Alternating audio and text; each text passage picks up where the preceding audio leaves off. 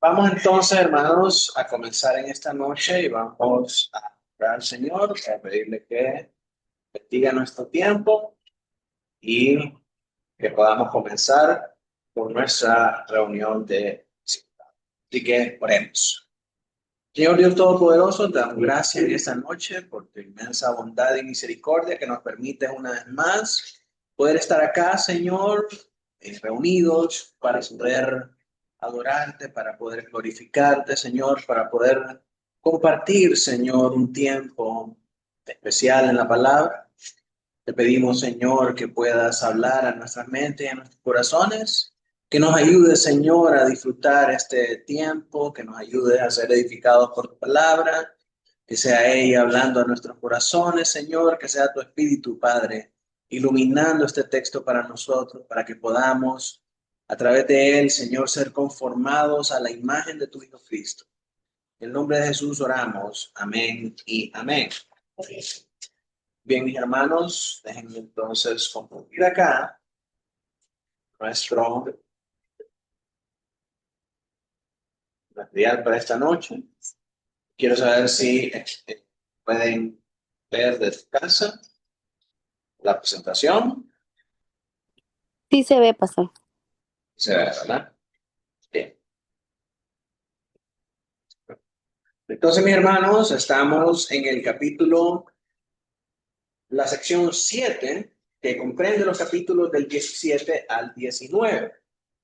Dentro de esta sección, pues hemos terminado ya el capítulo 17, y si ustedes se recuerdan del capítulo 17, tiene que ver con la mujer sobre la bestia, ¿verdad? La descripción de esta mujer y todas las cosas, y ahora vamos a entrar a el capítulo 18, que nos narra el declive de este sistema mundano que es Babilonia y de sus secuaces, la bestia y dragón con cabeza y cuerno, ¿verdad? Que representaba los gobiernos y los reyes de este mundo. Así que estamos acá y esta noche vamos a leer Apocalipsis 18, 1, 3. Posteriormente les voy a dar un bosquejo de cómo va a estar dividida la sección y los capítulos que vamos a ver acá de este capítulo 18. Entonces, si alguien me ayuda ahí a leer, por favor. Después de esto había un pan descender cielo de la tierra. Y clamamos,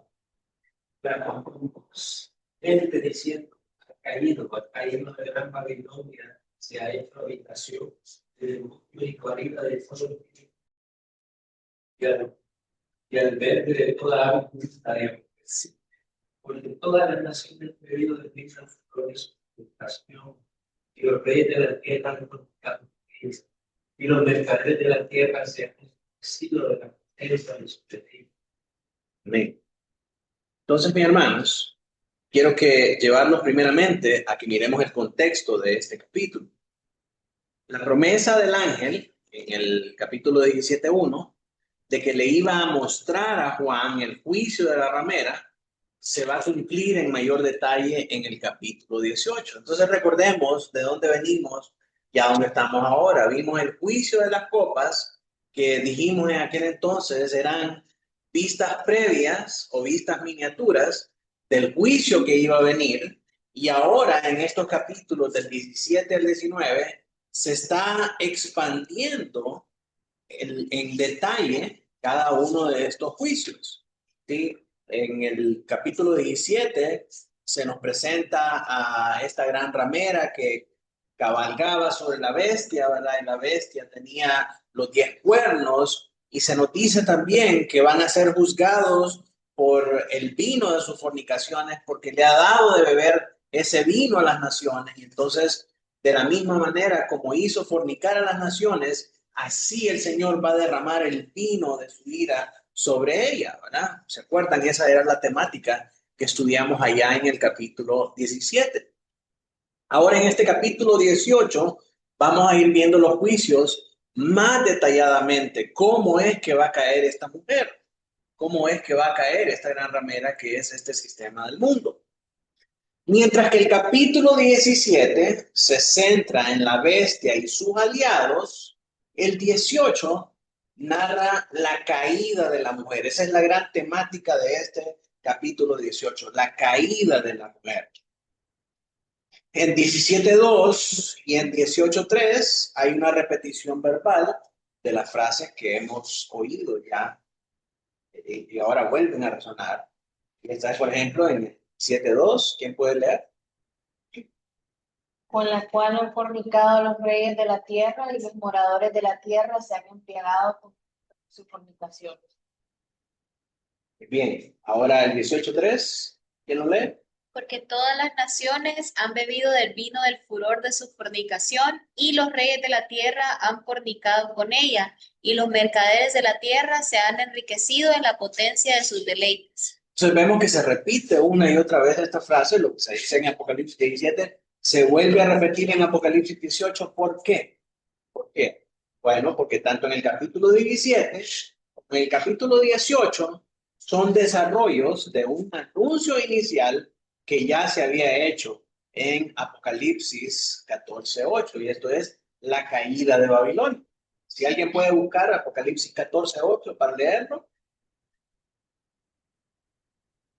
Joás que le siguió diciendo, ha caído Babilón, ciudad, porque ha hecho de veras toda la ciencia espiritual. Entonces eso está anunciado desde el capítulo 14 y comienza a verse con los juicios en el capítulo 17, y aquí en el capítulo 18 se desarrolla aún más esta caída. Entonces, tanto el 17 como el 18 es una continuidad de este anuncio que había sido hecho en el 14. Entonces, este es el contexto del capítulo. Ahora miremos los sucesos que se comienzan a dar aquí en todo este capítulo 18. Los sucesos que se describen en el capítulo 18 no están expuestos, hermanos, en secuencia cronológica.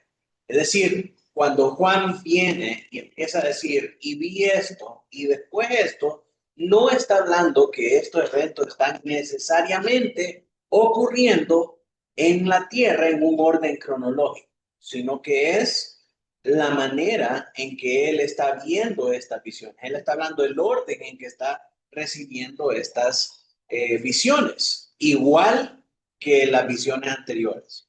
No representan un orden cronológico para nosotros, sino que es la secuencia en la cual el apóstol está recibiendo estas visiones. Entonces, los sucesos se van dando de esta manera. En primer lugar, en el capítulo, en el versículo del 1 al 3, se predice la caída de Babilonia. Luego, en los versículos del 4 al 8, se exhorta al pueblo de Dios a separarse de Babilonia antes de su juicio para no sufrir con ella. ¿Qué es lo que pasa aquí en estos versículos? El ángel dice al pueblo de Dios, pueblo mío, sal de en medio de ella. ¿Verdad? Esa es la advertencia que hace el ángel al pueblo de Dios para no sufrir el juicio juntamente con Babilonia. Entonces, en los versos del 1 al 3 se predice la caída. En los versos del 4 al 8 se exhorta al pueblo de Dios a salir en medio de Babilonia para no sufrir el juicio juntamente con ella. En los versos del 9 al 19, todos aquellos que cooperan con Babilonia se van a lamentar de su juicio. Sí, estos son los que no salieron, sino que se quedaron en Babilonia y van a tener que pasar por ese juicio, van a tener que enfrentar ese juicio. Este es el tema de los versos del 9 al 19. Luego, vamos a ver en los versos del 20 al 24, que los fieles que sí salieron, ellos se van a alegrar del juicio contra Babilonia una vez que este juicio se haya ejecutado. Y luego, en el capítulo 19, desde el 1 hasta el 8, vamos a ver la conclusión de la caída de Babilonia. ¿Verdad? Y con eso cerramos esta sección 7, que tiene que ver con el juicio y la caída de Babilonia. El día de hoy vamos a ver esta predicción de la caída de Babilonia en los versos del 1 al 3. ¿Estamos claros? Bien. Hay una progresión lógica en la manera en cómo se presenta esta visión. Obviamente, se va presentando y va recibiendo esta visión en la manera en cómo se va desarrollando progresivamente el juicio. Las declaraciones del castigo venidero de Babilonia son la base de las 4 cosas siguientes. La primera, la exhortación que se da a los santos para que huyan a Babilonia y para que no sean juzgados con ella. La segunda, los aliados de Babilonia se lamentan porque perciben su propia desaparición. La tercera es que los santos se regocijan por la caída de Babilonia. Y la cuarta, que todo esto culmina en la glorificación de Dios como un juez justo. Entonces, no son visiones aleatorias, sin conexión una con otra, sino que nos van presentando a nosotros cómo el panorama lógico de este juicio se va desarrollando de manera progresiva, de menos a más. Primero se predice la caída y finalmente se lleva a cabo esa caída. Los que salieron se regocijan, los que quedan se lamentan y concluye todo con la glorificación de Dios como un juez justo. Entonces hay una progresión lógica en cómo se dan los eventos aquí en este capítulo 18. Así que miremos el versículo 1, que es el cumplimiento de la promesa. ¿Quién lee ahí el versículo?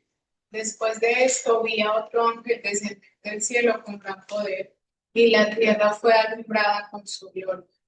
Sí, aquí hay varias cosas muy importantes, porque este ángel no es cualquier ángel. Es un ángel muy especial,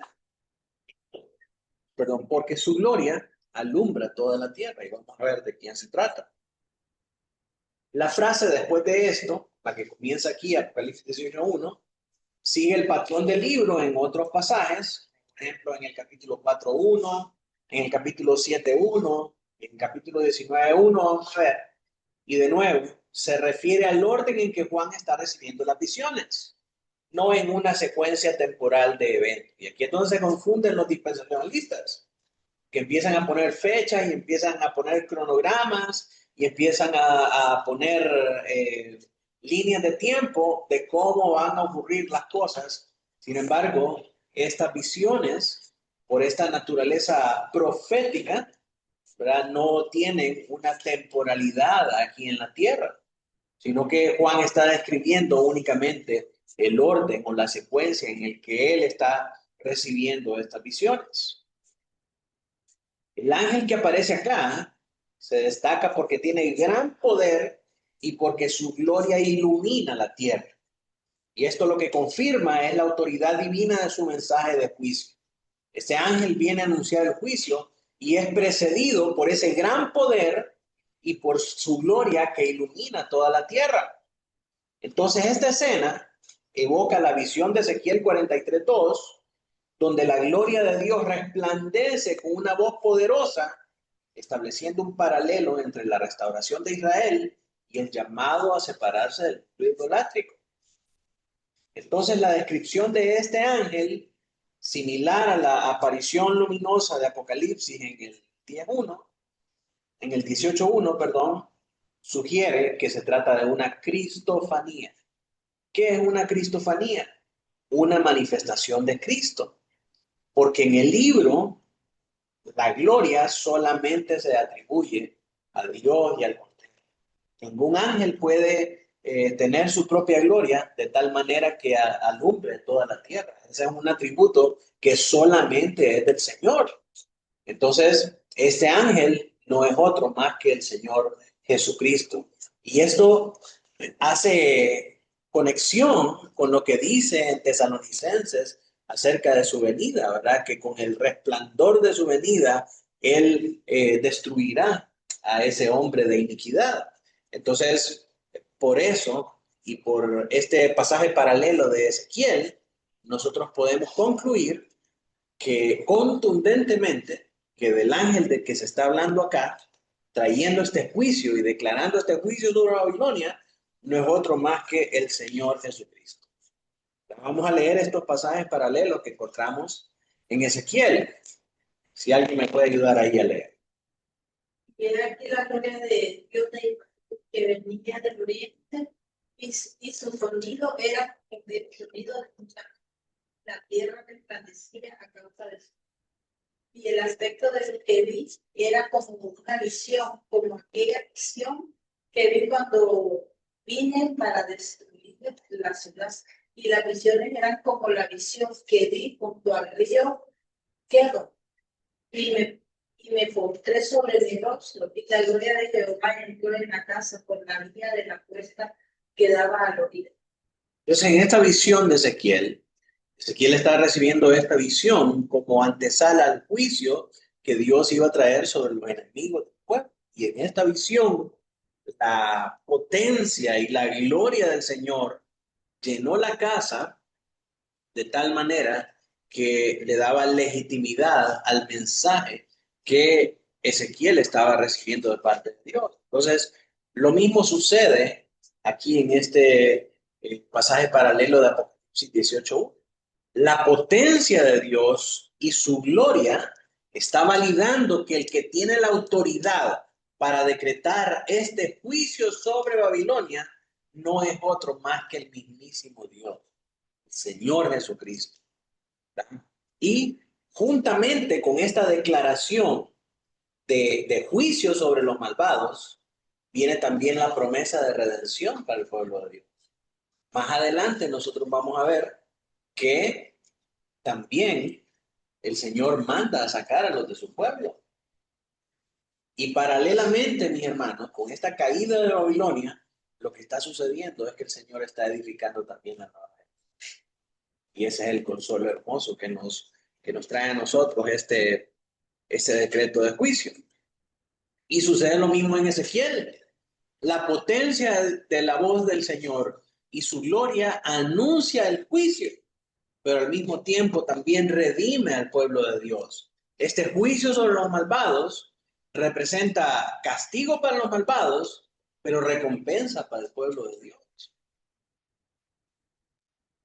Entonces, en esta conexión con Ezequiel, se anticipa el cumplimiento final que vamos a ver en Apocalipsis 21 al día del 27, en donde la caída de Babilonia da paso al nuevo templo eterno.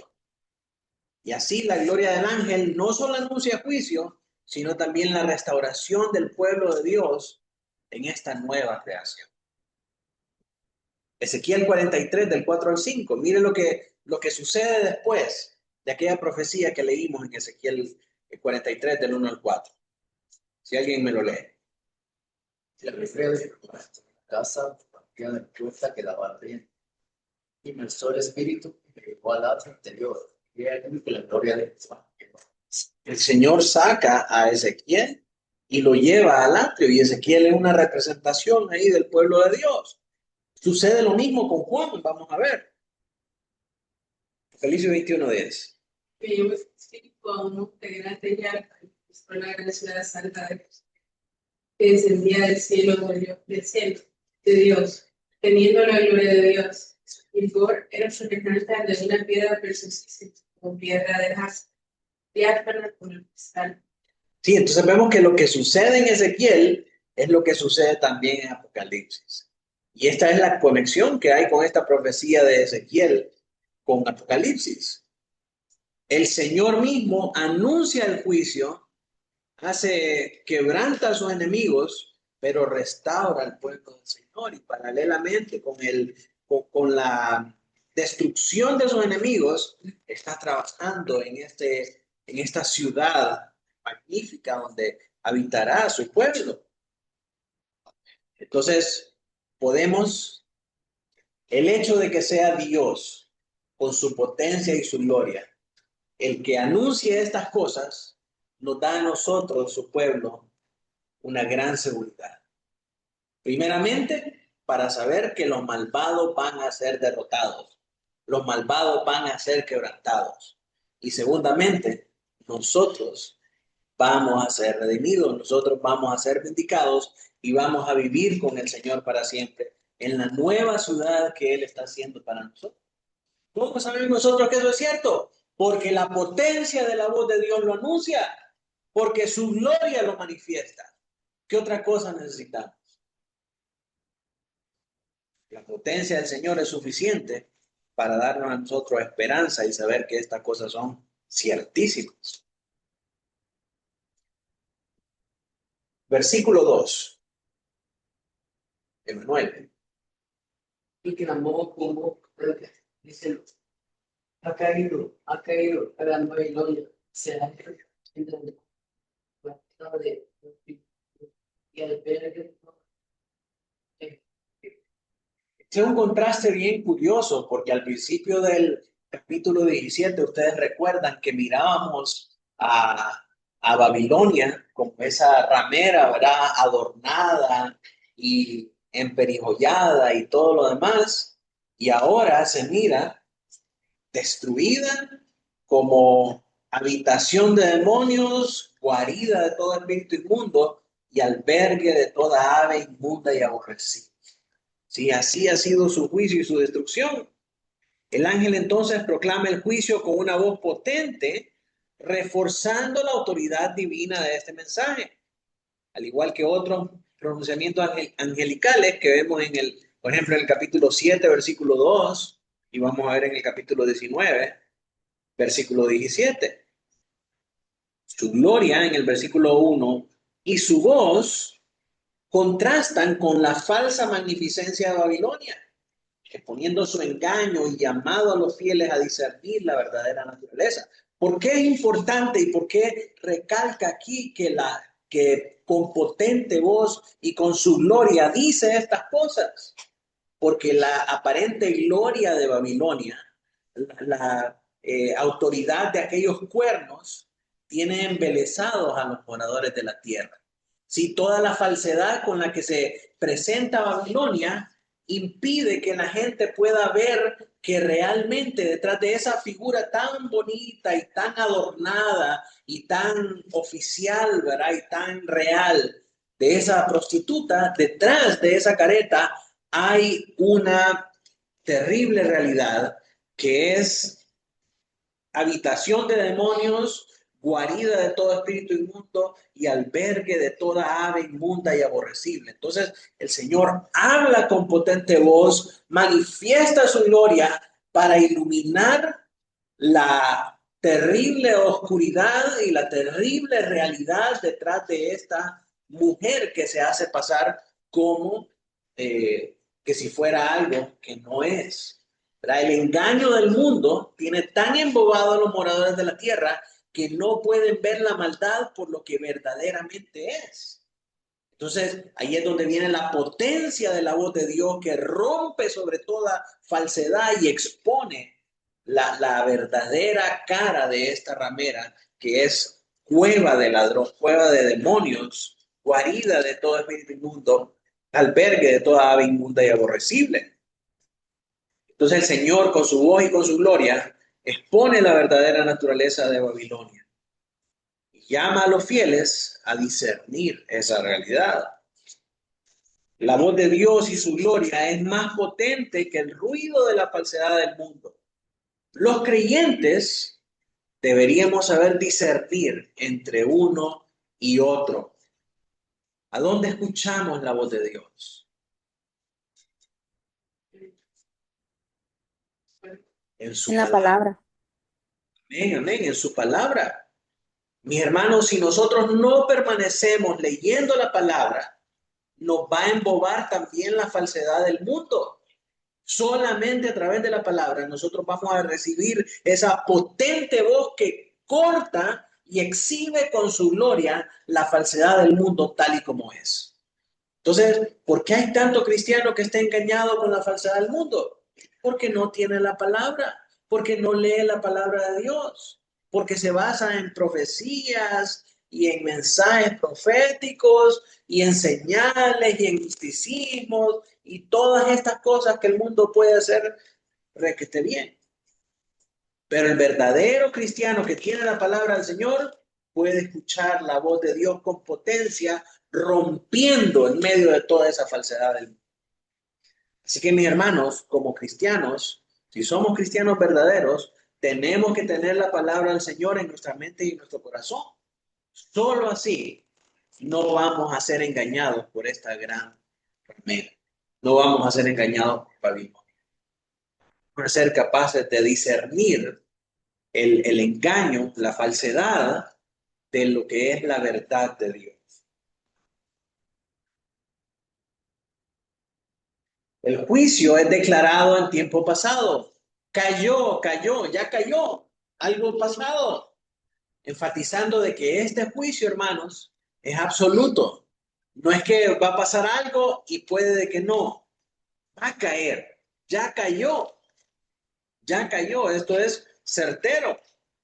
Babilonia, que en el versículo 4 parecía esplendorosa, ahora es una ruina infestada de demonios, espíritus inmundos y aves aborrecibles, cumpliendo también profecías como Isaías 13:21 sobre la Babilonia histórica y de Isaías 34 del 11 al 14 sobre Edom.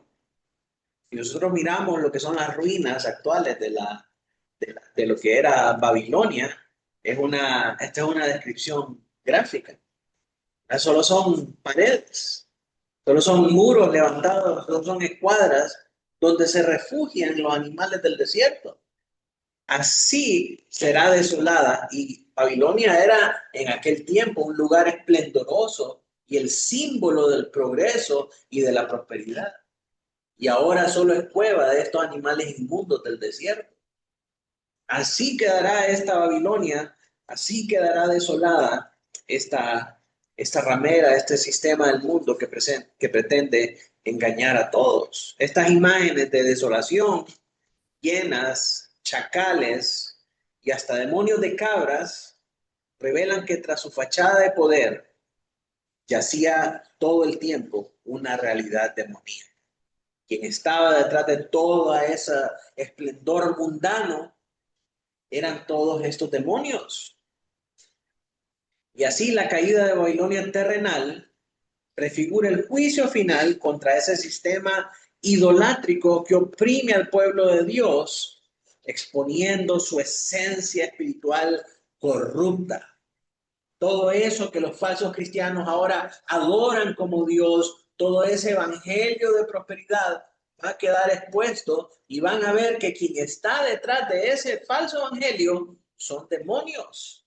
Todo eso que la gente adora como rituales externos dentro del catolicismo va a quedar expuesto como que lo que verdaderamente es, y que los cristianos con la Biblia tenemos la sabiduría para discernir que detrás de eso, detrás de esas imágenes que lloran sangre, lo que hay son demonios. Y el Señor lo va a exhibir eso con su palabra. Algunos textos de prueba, Apocalipsis 17:4. Nicolás. Y aunque está quieto,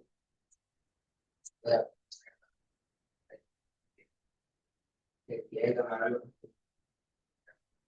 pero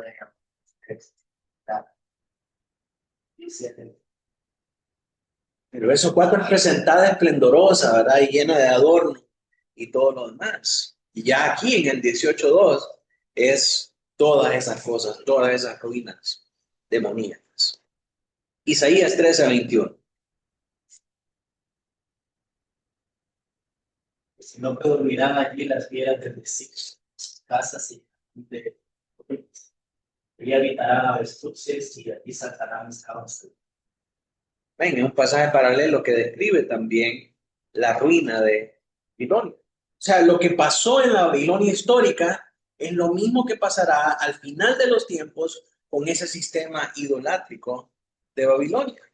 Isaías 34 del 11 al 14. A ver si alguien en casa quiere ayudarnos a leer. Isaías 34 del 11 a 14. Se adueñarán de ella el pelícano y el erizo, la lechuza y el cuervo morarán en ella, y se extenderá sobre ella cordel de destrucción y niveles de asolamiento. Llamarán a sus príncipes, príncipes sin reino, y a todos sus grandes serán nada. En sus alcazares crecerán espinos y ortigas y cardos en sus fortalezas, y serán morada de chacales y patio para los pollos de las avestruces. Las fieras del desierto se encontrarán con las hienas, y la cabra salvaje gritará a su compañero. La lechuza también tendrá allí morada y hallará para sí reposo. de la ruina de este lugar es total, que todos estos animales se van a refugiar ahí. Esa es una descripción, tiene conexión con esa descripción que nosotros leemos en Apocalipsis 18:2. Un lugar desierto. Lugar desierto. Los animales. Una casa abandonada y destruida, ¿verdad? Que entran los animales y hacen lo que quieren. Así quedará. Versículo 3. A ver, alguien en casa. Porque todas las naciones han bebido del vino del furor de su fornicación, y los reyes de la tierra han fornicado con ella, y los mercaderes de la tierra se han enriquecido de la potencia de sus deleites. Los Osegueda Castillo. No están por ahí. ¿Se escucha? No se escucha, Pablito. Creo que no te escucharon. Yo sí lo escuché. Yo sí lo escuché también. No, acá no se escuchó. Yo lo escuché ¿Puede leerlo, Carla? ahorita. Porque todas las naciones, permítame, solo voy a colocar el teléfono. Porque todas las naciones han bebido del vino del furor de su fornicación, y los reyes de la tierra han fornicado con ella, y los mercaderes de la tierra se han enriquecido de la potencia de sus deleites. Esta es la razón por la que Babilonia va a ser juzgada. Y aquí se muestran algunos de sus pecados. Dios juzga a Babilonia porque engañó al mundo con su idolatría. Esta idolatría es representada por el vino de la inmoralidad. ¿Se acuerdan que le dio de beber del vino de la inmoralidad a las naciones? Y esto no habla necesariamente de pecados sexuales, sino de aliarse con su sistema corrupto por dinero y por poder. ¿Sí? Constantemente se habla de los mercaderes y de sus contrataciones y de todos sus quehaceres mercantiles. Eso significa este sistema babilónico dando de beber del vino de la inmoralidad, alinearse a un sistema corrupto por dinero y por poder. Naciones, reyes y mercaderes han bebido de este vino, aceptando sus prácticas idolátricas a cambio de beneficios materiales, imitando el patrón de Tiro en Isaías 23:17 y Ezequiel 26-28, cuya alianza comercial implicaba prostitución espiritual. Tenemos que hablar acá un poco acerca de este rey de Tiro, que se habla en Isaías 23:17 y en Ezequiel del 26-28. Este rey de Tiro, empezamos por definir que Tiro y Sidón eran ciudades muy importantes en el Medio Oriente de aquel entonces porque controlaban las rutas comerciales de todo el continente asiático. Entonces, por ejemplo, Salomón le pidió al rey de Tiro madera para el templo, ¿verdad? Y pues al principio muy feliz de que pudieran comprarle la madera y todo, pero con el tiempo el rey de Tiro llegó a infiltrar la adoración a sus baales por medio de este intercambio de madera. Y al introducir su madera en Israel, entonces él estaba promoviendo el culto a los baales de Tiro. Cuando Babilonia viene y conquista o captura a Israel, el rey de Tiro se alegra porque iban ¿cómo se llama?, llevarse a Israel y probablemente él se iba a lucrar de lo que quedara ahí de Israel, pero el Señor lo castiga y esa es la profecía que nosotros encontramos en Ezequiel 26-28, el Señor diciéndole, tú eras perfecto en hermosura, eras esto y aquello, y has venido a ser por la multitud de tus contrataciones, por tus malos contratos, por tu corrupción, ha venido a ser como nada, y entonces el Señor decreta juicio sobre Tiro. Y de eso trata la elegía del rey de Tiro que vemos nosotros en el capítulo 28 de Ezequiel. Entonces, esas alianzas comerciales con el rey de Tiro implicaban prostitución espiritual. Y si ustedes recuerdan, el Señor Jesús habla también acerca de estas cosas en Mateo 21, creo que del 11 al 14, que le dice, ay de ti Corazín, ay de ti Betsaida, porque si los milagros que hicieron en Tiro y Sidón se hubieran hecho, ¿no es?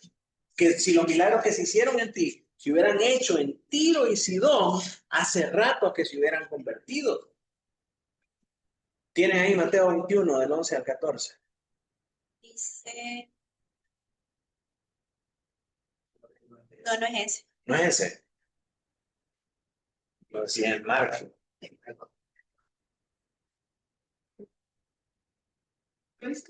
Hay de ti, Corazín. 21. Hay de ti, Corazín. Ese es, ¿verdad? 11. ¿Y qué dije yo? 21. 21. Al revés. 11, 21. Adelante. ¿Cómo es? ¿Qué? Perdonen mi dislexia. Léelo. Del 21 al 23. Ajá. Termina todo eso. Sí, sí, sí. Dice, hay de ti, Corazín, hay de ti, Betsaida. Porque si en Tiro y en Sidón se hubieran hecho lo que habían sido hechos en nosotras, tiempo a que se hubieran arrepentido en silicio y en ceniza. Continúa así. Por tanto, digo que en el día del juicio será más tolerable el castigo para Sidón que para nosotros y para Capernaum, que es levantada hacia el cielo, hasta el serás abatida. Hasta ahí. Entonces vemos que el Señor habla también acerca de este juicio sobre Tiro y Sidón. Y dice que aún va a ser peor. Si Tiro y Sidón se llevaron un mal juicio, ¿verdad? Betsaida y Capernaum va a ser aún peor. En el día del juicio, el juicio para Tiro y Sidón va a ser menos grave que el de Betsaida y Capernaum, ¿verdad? Entonces, el Señor habla también de este mismo Tiro, y al mismo tiempo de que Isaías y Ezequiel están profetizando para este rey de Tiro, que en Isaías el rey de Tiro era uno y en Ezequiel el rey de Tiro era otro. Creo que el primero se llamaba Itobal y el otro se llamaba Etobal. Ocurren en diferentes épocas, pero eran los reyes de Tiro en aquel momento y ambos actuaban de la misma manera. Y su patrón de conducta, su manera de actuar con estas contrataciones para fomentar o promover la corrupción, imitan también o hacen referencia al patrón de conducta de Luzbel. Y cuando leemos nosotros la elegía al rey de Tiro en Ezequiel 28, hay una estrecha relación entre el comportamiento espiritual de Luzbel y la manera en que opera Tiro acá en la parte histórica de Israel, ¿verdad? Entonces, el Señor hace una referencia a este rey de Tiro, cuyas alianzas comerciales implicaban esa prostitución espiritual. La manera en cómo opera el rey de Tiro es la misma manera en cómo opera Babilonia, dándole de beber ese vino de la inmoralidad a los reyes, a las naciones y a los gobernantes. Esa metáfora de dar de beber, esa comparación de dar de beber, expresa cómo la adhesión a la Biblia embriaga, cómo la adhesión a Babilonia embriaga, anestesiando la conciencia ante su destrucción futura y cegando a las naciones para que dependan de la falsa seguridad económica en lugar de Dios. Y esto es algo que ya estaba pasando, hermanos.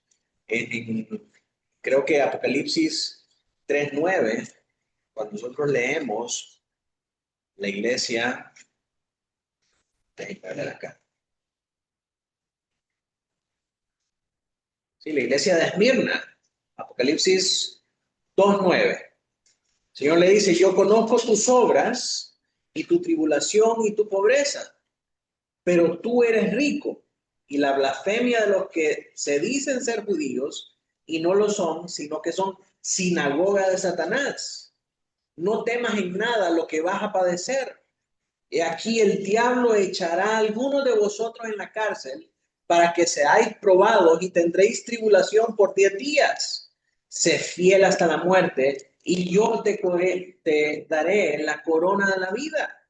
El que tiene oído, oiga lo que el Espíritu dice a la iglesia. El que venciere no sufrirá daño de la segunda muerte. Esta iglesia estaba pasando por tribulación, estaba pasando por asuntos de pobreza y estaba siendo tentada a transigir con Babilonia a cambio de riqueza.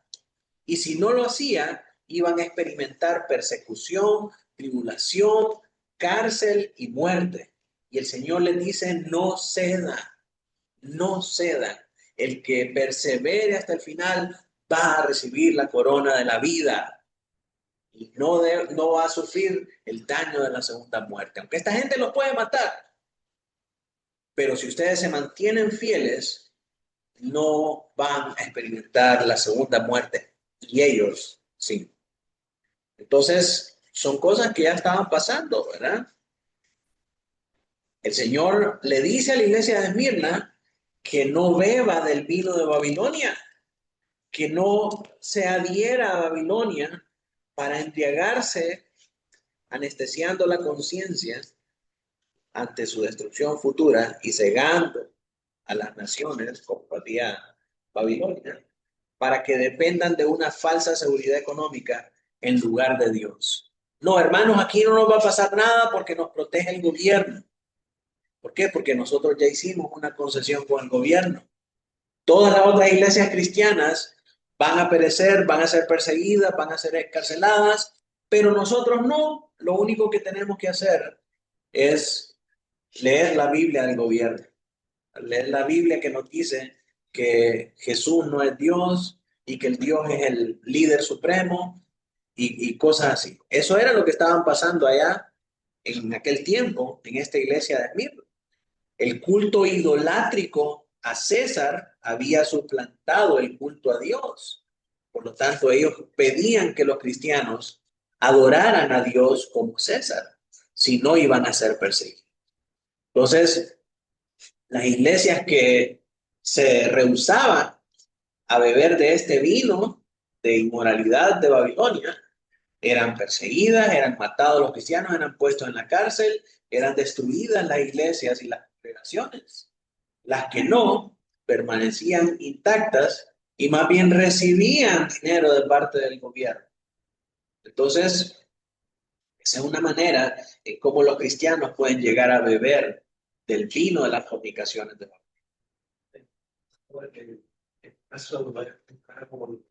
Babilonia. La religión católica puede ser española.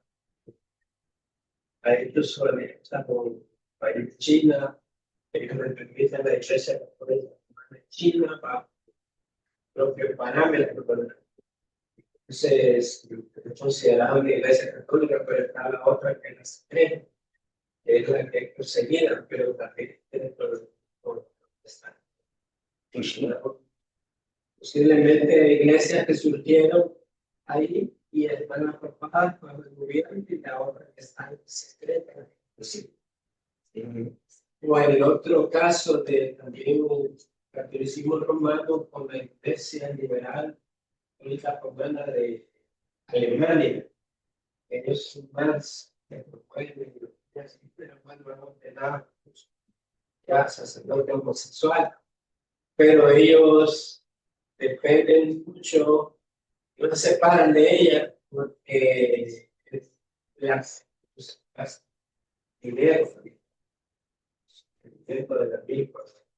Entonces vemos ahí cómo se nuestras iglesias. Claro, claro.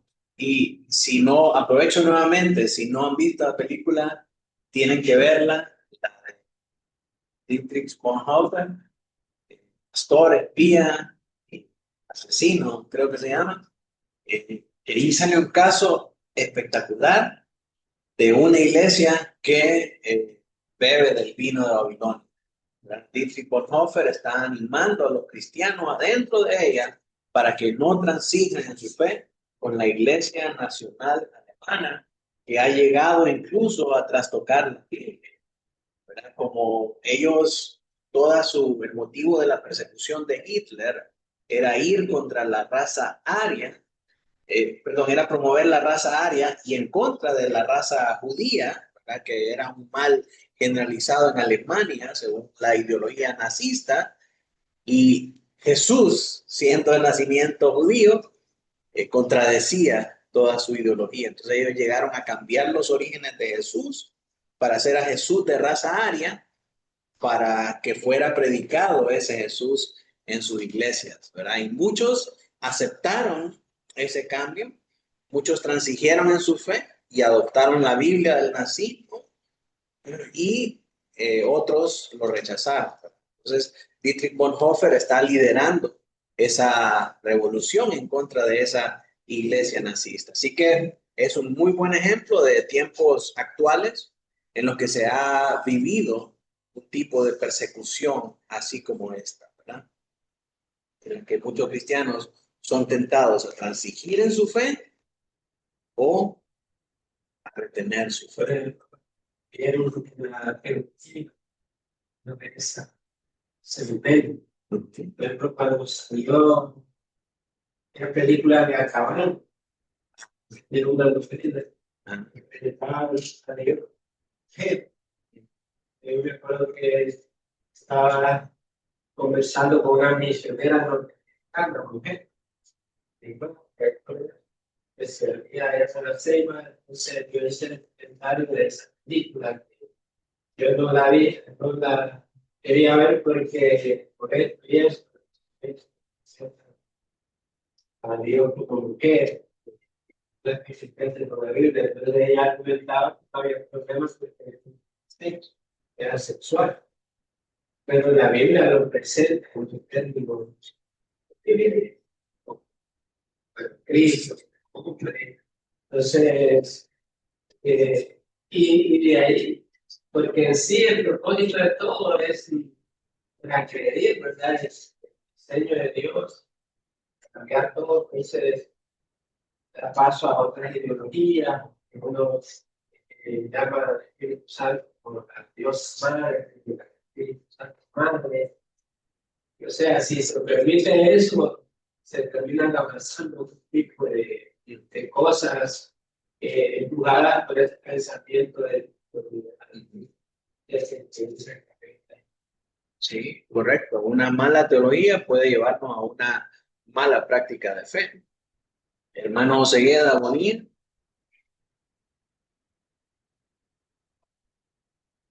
¿Tienen la mano levantada los hermanos Cegueda Bonilla? Sí, sí, hermano. A veces no es fácil poder poner como ejemplo organismos o iglesias o gobiernos que representan esta Babilonia. Ahorita que estaban comentando sobre esto, yo recuerdo en mis tiempos de estudiante en la universidad, donde se hablaba, por ejemplo, del Tratado de Tordesillas, que este era un acuerdo entre la Iglesia romana y los reyes en aquel momento, que tenían ellos toda la autoridad política, militar y religiosa para poder evangelizar, ¿verdad? Entre comillas, a los aborígenes o, bueno, a la gente aquí en América. Pero ellos tenían inclusive, ese tratado de Tordesillas es muy fuerte porque inclusive ellos decían que eran los personas de acá, que eran como animales, como bestias, y que era un deber para ellos evangelizarlos. Ahora, todos conocemos la forma en que ellos evangelizaron, la forma en que ellos presentaron a Dios, un Dios totalmente diferente al que la Biblia nos ha enseñado a través de los tiempos. y cómo a esta iglesia romana pues se alinean los reyes y hacen uso de sus recursos, hacen uso de su poderío para tratar a esta gente de esa forma. Ahora, ese es un ejemplo de cómo esta Babilonia pues se ha manifestado a través de los tiempos. Pero hoy en día es un trabajo muy sutil del enemigo, ¿verdad? Y tenemos que ser, como dice la Biblia, tenemos que estar velando y orando, porque muy sutilmente, y si no estamos bien afianzados en la palabra, el diablo nos puede derrotar fácilmente. Y, por ejemplo, yo veo personas que dicen, bueno, soy cristiano, van a la iglesia, cumplen con todas sus obligaciones en sus congregaciones, pero beben de este vino de la inmoralidad espiritual, haciendo confesiones positivas o haciendo este tipo de cuestiones que dicen que declaran, que decretan. Y bueno, ustedes son más conocedores que yo de todas estas cosas. Entonces, una persona que no está velando y orando, que no se está alimentando de la palabra, realmente muy fácilmente puede caer en estas herejías, en estar bebiendo este vino, ¿verdad?, de inmoralidad espiritual, y Dios nos libre de eso, porque realmente debemos de mantenernos, como dice eh, la Biblia, ¿verdad? Eh, Mantenernos santos y puros para cuando venga nuestro novio. Eh, entonces, creo yo, ¿verdad?, de que en aquel entonces fue violento, fue sangriento, fue con toda la fuerza y el poderío que se pudo, pero hoy es un trabajo, como dicen algunos, muy fino y hay que estar muy alerta. Gracias, hermano. Hermana, y ahorita que lo menciona, es importante también destacar que porque habló también usted acerca del organismo. Pero una de las maneras en cómo se mete este engaño en las iglesias es a través de ministerios paraeclesiales. Y tenemos que tener mucho cuidado con los ministerios paraeclesiales. ¿Qué son los ministerios paraeclesiales? Son ministerios que trabajan cerca de la iglesia, ayudándole en algún aspecto a la iglesia. Por ejemplo, seminarios, por ejemplo, agencias misioneras, por ejemplo, agencias de ayuda humanitaria y muchas otras cosas más que tienen agendas y al pedirle a las iglesias o al ofrecerle a las iglesias cooperación, hacen lo mismo que el rey de Tiro. ¿Verdad? Te doy madera, pero hace altares de... Te doy dinero, pero la iglesia tiene que hacer esto.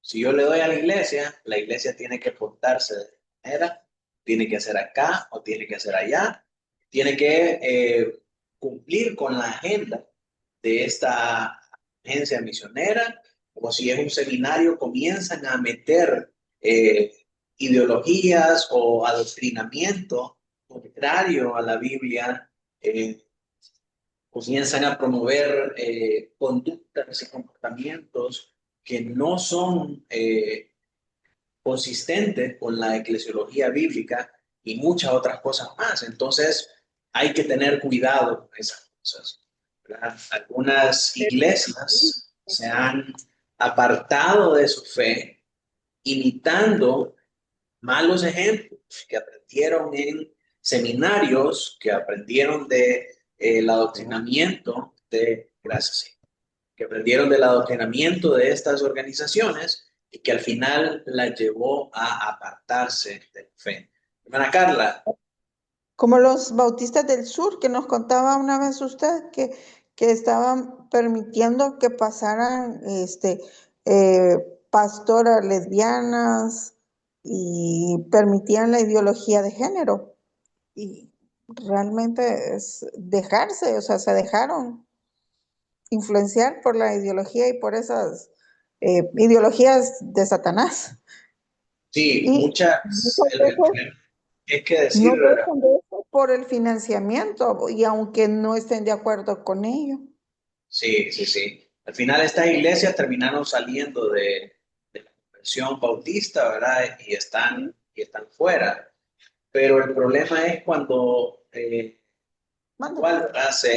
comienza a trabajar con estas organizaciones paraeclesiales y se permite que las organizaciones paraeclesiales hagan lo que la iglesia tiene que hacer.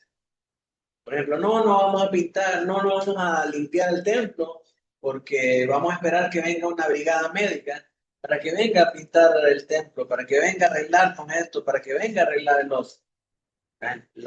Estamos dejando que estas organizaciones hagan el trabajo que la iglesia tiene que hacer. No es que no vamos sí, no vamos a preparar hombres para el ministerio porque tenemos que contratar a un seminario, tenemos que hablar con un seminario para que el seminario nos prepare a los pastores y nos los mande ya listos. El deber de la iglesia es preparar a los hombres que van a servir en el ministerio. Entonces, yo no estoy diciendo ni estoy satanizando tampoco todos los seminarios. Creo que hay seminarios muy buenos. Uno tiene que tener discernimiento de en qué seminario estudiar, pero que no sean los seminarios los que estén dictando lo que las iglesias tienen que hacer. ¿Sí? Los seminarios tienen su lugar, tienen su propósito de preparar hermanos. Si algún hermano quiere ir a un seminario, gloria al Señor, pero el seminario no tiene ninguna injerencia en la iglesia. Muchas veces eso es lo que pasa. La iglesia termina relegada y el seminario es el que cobra relevancia y el que la iglesia tiene que seguir la ruta del seminario, y el seminario la ruta de la iglesia. Entonces hay que tener cuidado con esas organizaciones, mis hermanos, porque es la manera en cómo se comienzan a vivir dentro de la iglesia estas doctrinas y estas variaciones de la verdad. Babilonia es juzgada por convertir la economía en un ídolo, usando su poder para corromper y explotar lo que refleja su orgullo diabólico. Así el juicio revela que su verdadera esencia no era la prosperidad, sino la esclavitud espiritual disfrazada de opulencia. Lo que Babilonia quiere lograr finalmente no es que la gente prospere, sino tener a la gente esclavizada al deseo de riquezas, al deseo de ganancia, al deseo de opulencia. Y ese es su pecado. Los fieles que rechazan este pacto contrastan con los mercaderes enriquecidos cuyo éxito temporal va a ser arrebatado. Apocalipsis 2 del 9 al 10, ¿verdad? El ejemplo de la iglesia de Esmirna, a no transigir, a no sucumbir en su fe. Conclusiones. El juicio sobre Babilonia revela el destino final de todo sistema humano edificado sobre idolatría, la explotación y el engaño. Su aparente esplendor que vimos antes en el 17:4 es desenmascarado como una fachada vacía que está habitada por fuerzas demoníacas. Y su seducción económica, que tentó a naciones y gobernantes, va a terminar en ruina. Hoy, Babilonia se manifiesta en sistemas que exigen comprometer nuestros valores a cambio de éxito. Fieles, entonces, somos llamados a discernir y resistir, aunque parezcamos perdedores en este mundo. Mira esa iglesia que habla de nosotros, de la prosperidad. Pero son 5 pelones que se reúnen ahí. Y nosotros, 5,000, 6,000 personas. ¿Quién tiene más? ¿Quién es más delante de Dios? Nosotros, que somos una iglesia grande, una iglesia influyente, una iglesia rica. Y estos que tienen 25 quieren venir acá y decirnos qué es lo que hay que hacer. Por favor, si ellos son unos perdedores. La iglesia pobre, ¿qué tiene la iglesia que enseñarnos a nosotros? Aunque en este mundo parezcamos perdedores, debemos resistir y debemos discernir la falsedad de Babilonia. Pero hay esperanza para nosotros. Porque mientras Babilonia cae, Dios prepara una nueva Jerusalén para su pueblo, cuya gloria no perecerá jamás. Así que, mis hermanos, con eso terminamos esta primera sección y en la próxima clase vamos a ver los versículos del 4 al 8. Vamos a terminar orando al Señor. Voy a pedirle a Aline que pueda despedirnos de la oración.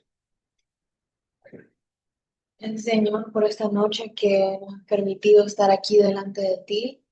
Gracias, Padre, porque nos permite aprender acerca de este tema tan importante a nosotros, Señor. Ayúdanos, por favor, a no comprometer nada de lo que somos, Señor, por éxito temporal, Señor, o por riquezas temporales, Señor. Que nunca nosotros nos comprometamos por eso, Señor, y que nuestra iglesia tampoco caiga o sucumba, Señor, ante los poderes del mundo. Que nos podamos mantener firmes, Señor, en lo que creemos, en tu verdad que es poderosa, Señor. Que nos podamos mantener firmes y podamos discernir, Señor. Ayúdanos, Señor, por favor, a habitar en tu palabra, Señor, a crecer cada día más, Señor, para saber discernir y ser más fieles, Señor. Ayúdanos a vivir esto, Señor, en el nombre de Jesús. Amén.